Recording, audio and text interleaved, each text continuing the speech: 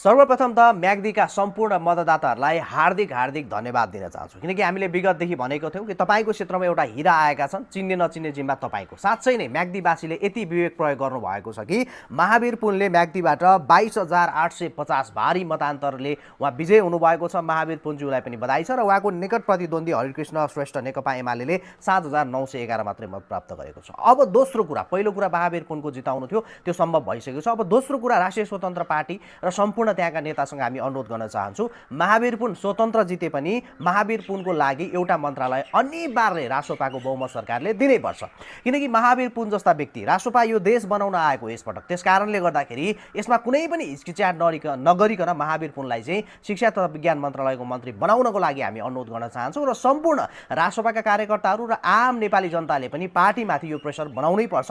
हुन त अहिले रासोपाको आफ्नो एक्लै बहुमत आइरहेको छ, कसैलाई लिइराख्नु पर्ने जरुरी छैन। तर